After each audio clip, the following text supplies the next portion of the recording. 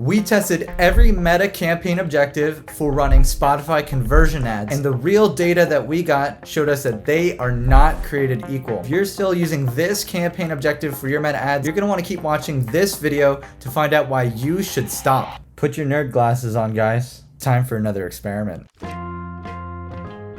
If you've been following this channel for a while, you know that I'm really enthusiastic about running scientific type experiments to actually get to the bottom of what choices you can make in the way that you set up your digital ads to make them more effective. And today I want to test a really interesting result that I got by comparing a bunch of different campaign objectives, of which you have 3 different choices when you go to set up Meta ads. And this causes confusion for a lot of people and for me for the longest time. Now, when I started doing all of this a number of years ago, back in the good old days, the campaign objectives were more clean cut. So if you wanted to run a conversion campaign, you would choose the conversion objective. At some point, somebody at Meta decided that made too much sense, and they had to take a conversion campaign and repackage it into one of 3 different objectives.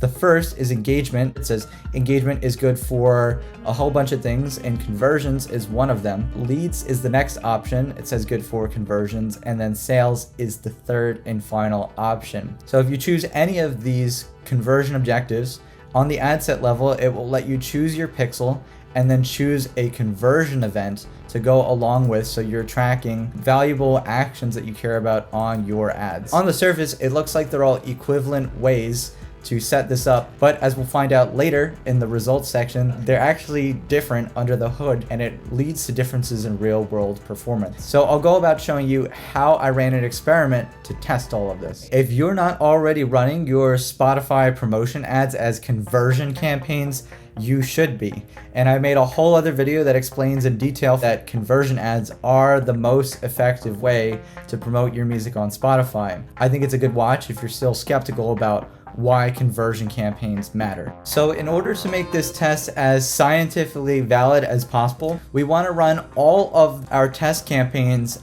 at the same time, under the same conditions, and the only thing we change among each of them is the actual variable that we want to test, in this case campaign objective. We also need some way to separate the results of each campaign. The ideal way of doing this would be to upload the same exact song to Spotify 3 different times and then measure the results off of that, but we can't exactly do this. So the next best way to do this is to create identical playlists with one song in them. My song, Corporate Entertainment, was the subject of our experiment.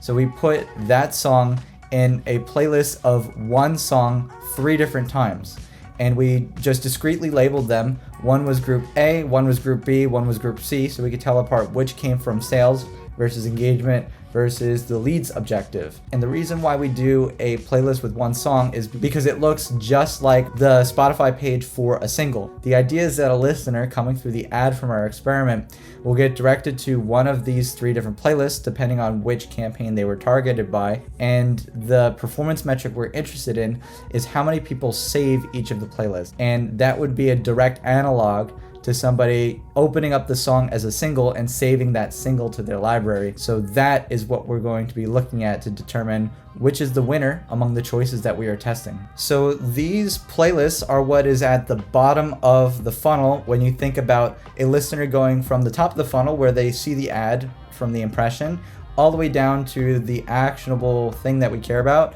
which is measuring saves. If we go one level up on that funnel, all 3 of these playlists on Spotify was linking from their own version of a Hyped It landing page. So identical landing pages, each with just the Spotify option on there to make it as simple as possible. And I had the same meta pixel embedded in all of these landing pages so we could track conversion events. So even if you could see from the URL, I could change. So instead of 1-2.a, I could go to 1-2.b, and it loads what looks like the same exact landing page, but it's just a duplicate for group A, which was my sales group, versus group B, which is the engagement group. You can even go to group C, which is the leads group. And then as far as the actual campaign setup goes in the Meta backend, all of our test campaigns use the same exact video for their ad creative.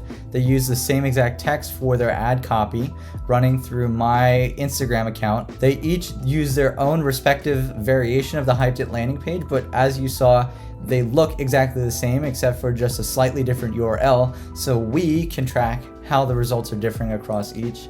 The only difference is whether you choose sales, engagement, or leads objective. The very last piece of the puzzle in setting up this experiment is to use the built-in A/B test feature in the Meta Ads backend. So you would select each of these, click A/B test, and you assign them as part of the same test, so Meta is aware of what you're doing. Now, when you use this feature, Meta is going to try to choose a success metric and give you some insights based off of what you've defined that metric to be. Personally, I don't really care about Meta's insights. The important part of using the A/B test feature is that it tells Meta that you care about minimizing the competition in between each of these campaigns that are running in parallel. Because if you didn't know, ads on platforms like Meta are sold at auction. The more advertisers who are trying to target the same exact advertising demographic or audience, the higher the ad cost for that demographic is going to be.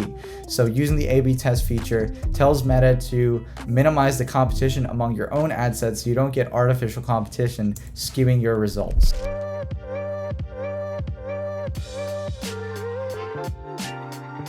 The very first thing that you should know is this was the experiment so nice I ran it thrice. So as these campaigns were running, I had a dedicated spreadsheet for each of the campaigns that would just track day by day the amount spent, the number of conversions, the number of link clicks, and then at the end of the 2-week period, summarizing the results in this table. So I'm just gonna focus on the table, kind of the at a glance result, because we have 3 experiments to talk about. So the very first time I ran this experiment, I'm calling this number 1.1. We did this back in July, and we ran it with just $5 a day for 2 weeks.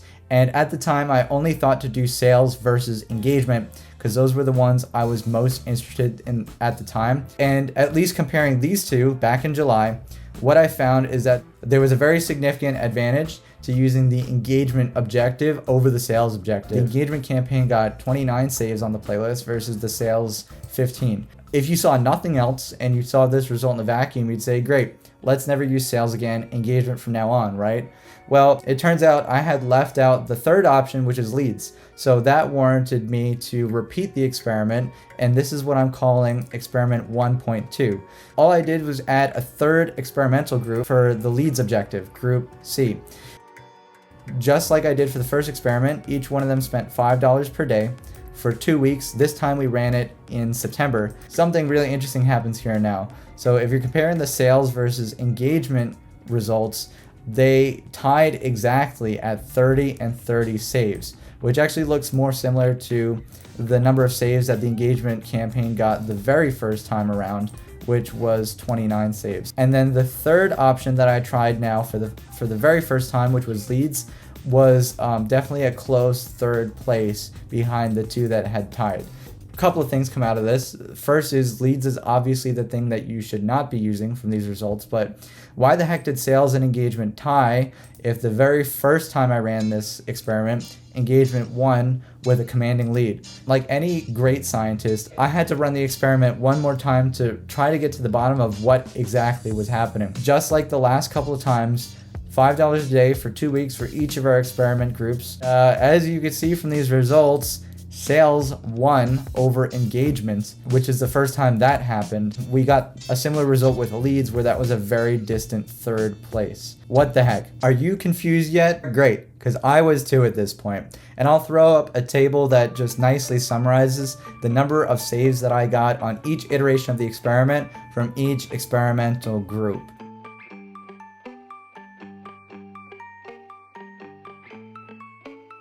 If I had just the results from the first experiment or just the results of the third experiment, I would be able to make a really clear conclusion, which is the winner here. But unfortunately, the results came out pretty messy. So what does all this mean if you're actually looking for a recommendation? So across all 3 times that I ran this experiment, it looked like the best performing campaign, regardless of which group it was in each experiment, got about like 29 or 30 saves on the playlist. So we saw the engagement campaign did that in the first iteration, the sales campaign did that in the third iteration of the experiment, and then when they tied, sales and engagement both got 30 saves. And it looked like it just happened that sales underperformed the first time, engagement underperformed the third time, and on the second time they happened to tie. The results that we got from the leads group, even though we don't have any data from the first experiment, on the second and third time we actually got very similar results, and it looks like we can conclude pretty reasonably that leads is not the objective that you should be using. It seems to underperform, but if you're going to make a choice between engagement and sales, which one should you pick?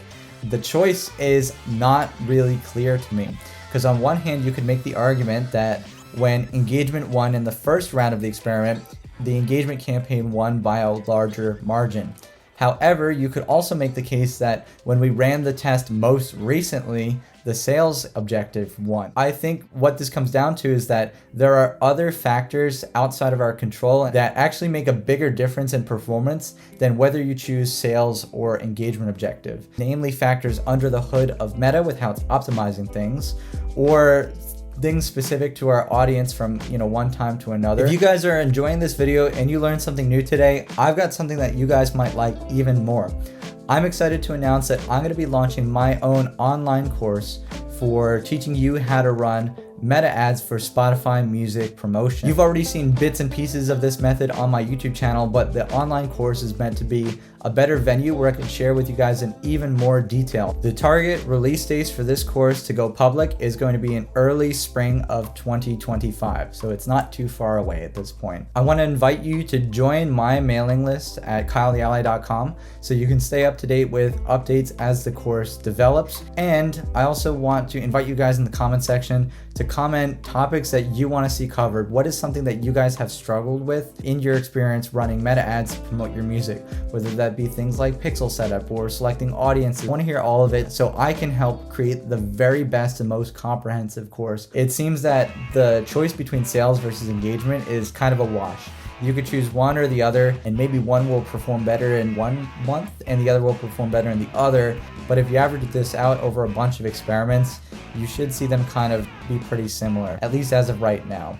And for sure, don't use leads, because that one definitely underperforms. In my opinion, the even bigger lesson that you can get out of this, beyond just the recommendation of what campaign objective that you should use, is that even if you make choices on your ad setup that might be transparent to the listeners that you're chasing, and we would think that the experience of them coming through our ad from seeing it on Instagram to listening on Spotify are the same, something in the way that Meta chooses to optimize for these different objectives, whether it be showing the ads to certain people, spending your budget a certain way, there's some kind of difference under the hood that we don't see that changes the way these ads perform in the real world, which is kind of a lot to wrap your head around, but it's important to understand this if you're going to get into this game at all. Another point I want to hammer home from these results is that scientific results can be messy, hard to interpret, or sometimes you just don't get a clear conclusion. We ran it 3 different times in conditions that should have been identical and got different outcomes or different results.